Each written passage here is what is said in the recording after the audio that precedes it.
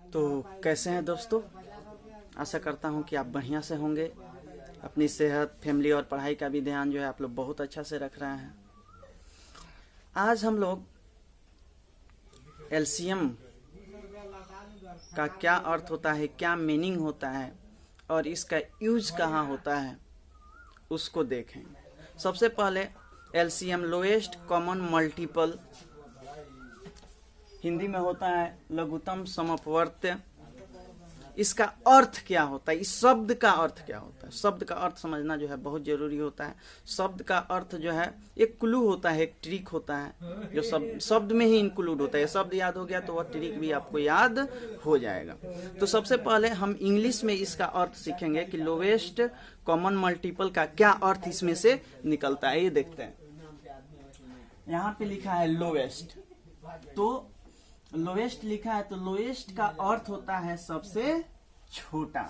उभयनिष्ठ, उभयनिष्ठ जो दिए गए चीजों में हो। जैसे मान लीजिए कि 3 टोकरियां हैं, 3 टोकरी यहाँ पे दी गई हैं।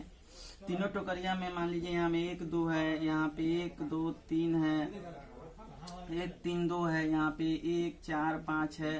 तो इस तीनों में उभयनिष्ठ कॉमन क्या है, 1 है। तो उभयनिष्ठ का अर्थ होता है जो दिए गए टोकरियों में या दिए गए संख्या, दिए गए चीजों में जो है वह संख्या, दिए गए फैक्टों में वह संख्या है, वह चीज जो है उभयनिष्ठ होता है। तो इसका अर्थ होता है वह उसमें है। तो सबसे बड़ी बात है कि उभयनिष्ठ का अर्थ होता है कॉमन, जो दिए गए संख्याओं में हो, दिए गए वस्तुओं में वह संख्या की उपस्थिति हो। उसके बाद में होता है गुणज, अपवर्त्य, यानी गुणा करने में उसका किसी भी चीज से उसका गुणा किया गया हो तो वह आया हो।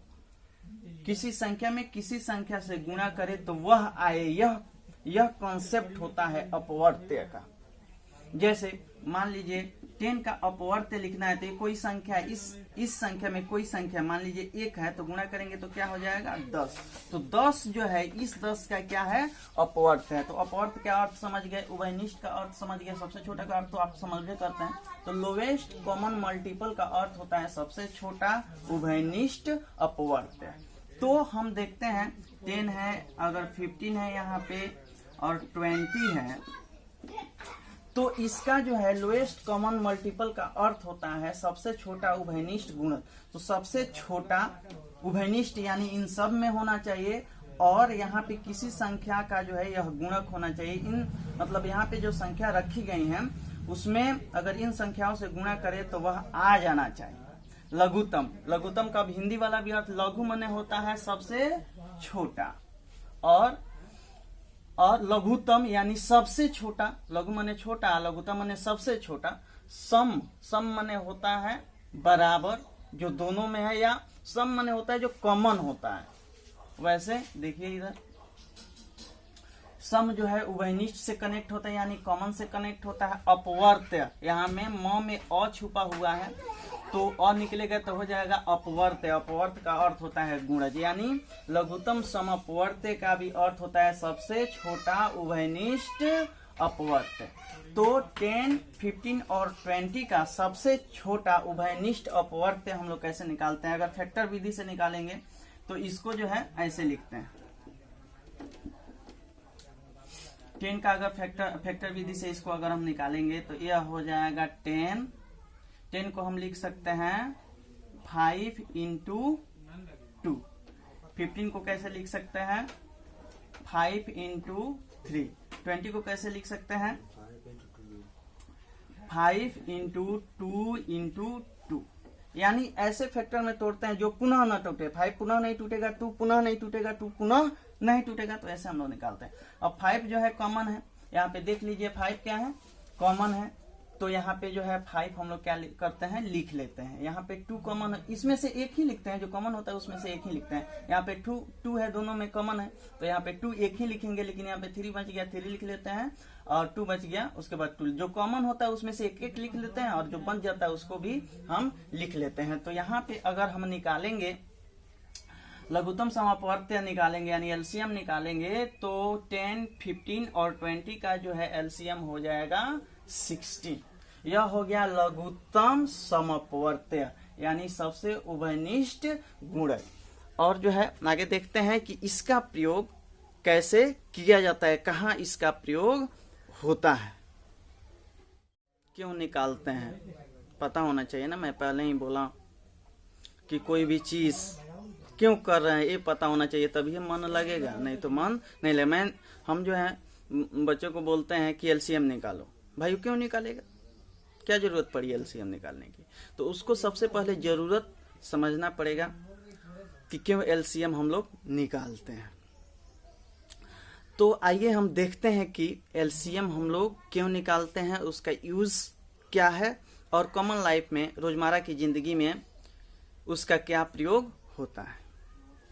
तो यहाँ पे जैसे आप लोग देख रहे हैं, यहाँ पे जो है 3 घड़ियां जो हैं, 3 वॉचेस, यहाँ पे 1, 2 और 3, यहाँ पे जो है नंबरिंग हम लोग कर सकते हैं। और मान लीजिए कि यह 1 नंबर घड़ी है और यह 2 नंबर घड़ी है और यह 3 नंबर घड़ी है। We number the all the total watches, this is the first watch, this is the second watch and this is the third watch. तो मान लीजिए कि एक घड़ी जो है, एक वॉच जो है, वह 10 मिनट के अंतराल पे बजती है। 10-10 मिनट के अंतराल पे जो है यह बजती है। 10 मिनट हो जाएगा बजेगी, फिर 10 मिनट हो जाएगा बजेगी। यह घड़ी जो है 15 मिनट के 15 मिनट के अंतराल पे जो है यह बजती है, बजेगी। यहाँ पे बजी 10 बजे अगर बजी है तो 10:15 पे बजेगी, 10:30 पे बजेगी। और एक घड़ी जो है 20 मिनट पे बजती है। मान लीजिए कि 10 बजे बजी है तो 10:20 पे बजेगी, 10:40 पर बजेगी, 10:60 पर बजेगी। ठीक है, तो हम लोग देखेंगे कि यहाँ पे जो है एलसीएम का प्रयोग कैसे होता है। तो देखिए, अगर मैं पूछूं कि ये घड़ियां जो है, ये सभी घड़ियां बाय द वे किसी कारणवश, सौभाग्य से एक साथ 10 बजे बजी, 10 बजे बजी, तो यह पुनः दोबारा कब बजेगी, हो सकता है क्वेश्चन। तो ये तो 10:10 पर बज रही है, ये नहीं बज रहा है, ये भी नहीं बज रहा है, क्योंकि 15 मिनट होगा तब नहीं यह बजेगी, 20 मिनट होगा तब नहीं यह बजेगी। यह बज रहा है, यह दोनों नहीं बज रहा है। टाइम कितना हो रहा है? 10:10।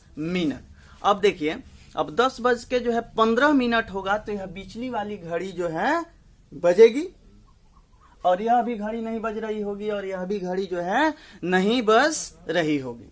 और यहाँ पे जो है पुनः जो है 5 मिनट के बाद 10:20 पर यह घड़ी बजेगी, क्योंकि 20-20 मिनट के अंतराल पे बजती है, और यह दोनों घड़ी जो है नहीं बज रही होगी।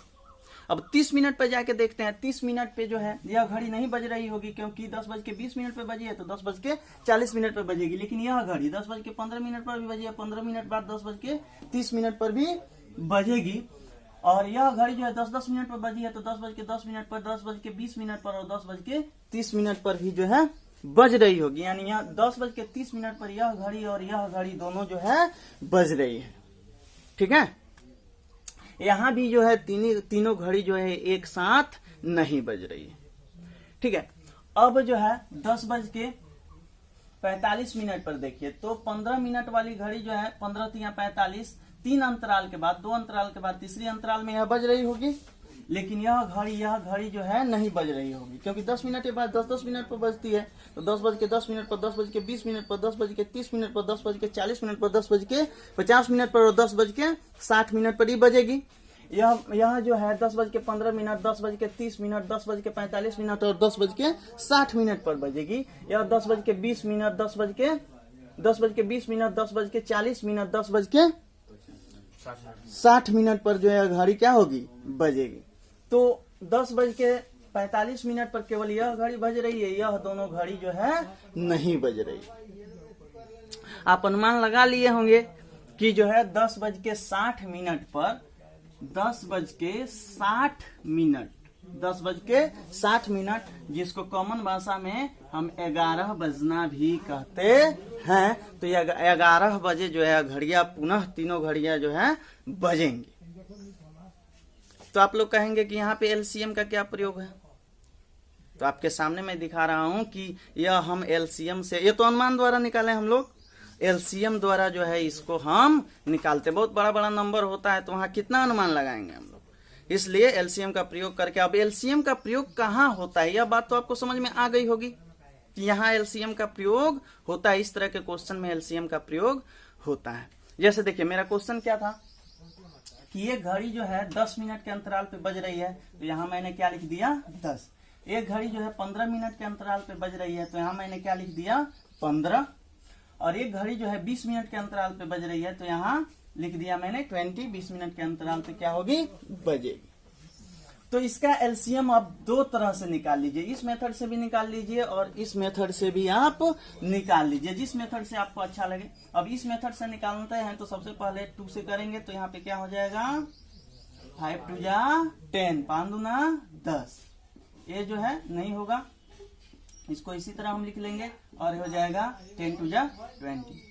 पुनः जो है 5 से हो जाएगा, 5 1 जा 5, 5 3 जा 15 एंड 5 2 जा 10।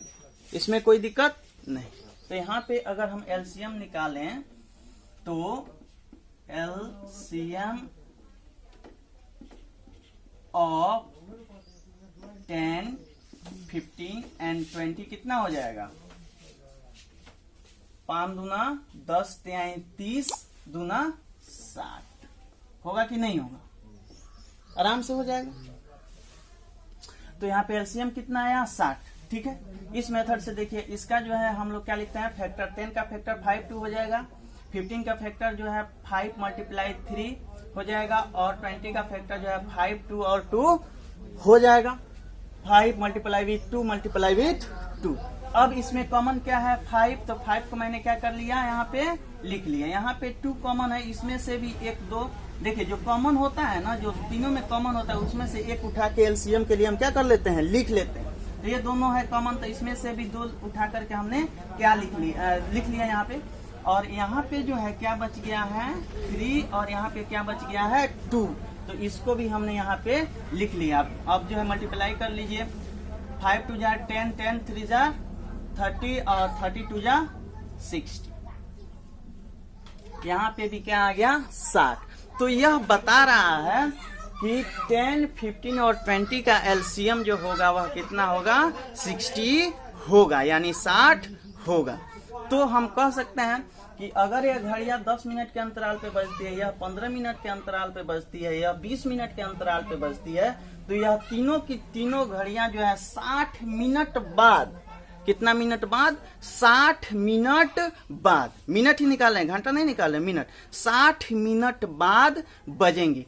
तो कब बजे बजी हैं 10 बजे यह क्या है बजी है, तो पुनः 60 मिनट बाद यानी 10:60 पर जो है यह घड़ी पुनः बजेगी, यानी 11 बजे जो है यह घड़ी जो है पुनः बजेगी। इस तरह जो है हम लोग एलसीएम का यूज करते हैं और इस तरह के क्वेश्चन को आसानी से सॉल्व करने के लिए हम एलसीएम का प्रयोग करते हैं। आशा करता हूं कि एलसीएम का जो कंसेप्ट है कि एलसीएम हम कैसे निकालते हैं यह आपको बढ़िया से समझ में आ गया होगा। इसके बाद हम जो है एचसीएफ देखेंगे, हाईएस्ट कॉमन फैक्टर, इसका यूज कैसे होता है, महत्तम समवर्तक का यूज कहाँ होता है, क्यों करते हैं, इसके लिए जो है हम जो है वीडियो बनाएंगे। और मेरा 2 चैनल है, सीबीएसई बीएससीबी स्टडी और एक शैलेश सिंह बिट्टू, ये दोनों चैनल पे जो है मैं अपना वीडियो डालता हूं और डालता रहूंगा। ये जो है एलसीएम का छोटा सा वीडियो है, छोटी छोटी चीजें मैं सिखा रहा हूं क्योंकि इसी से जो है बड़े बड़े मैथ के क्वेश्चंस बनेंगे।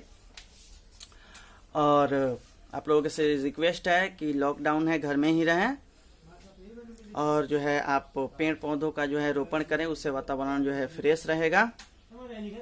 और हमारे चैनल शैलेश सिंह बिट्टू और सीबीएसई बीएससीबी स्टडी को भी आप सब्सक्राइब करें। और यह समझ में आया कि नहीं समझ में आया कमेंट बॉक्स में लिखें और पूछें, मैं उसको जो है पुनः वीडियो बना करके पुनः समझाऊंगा। जय हिंद।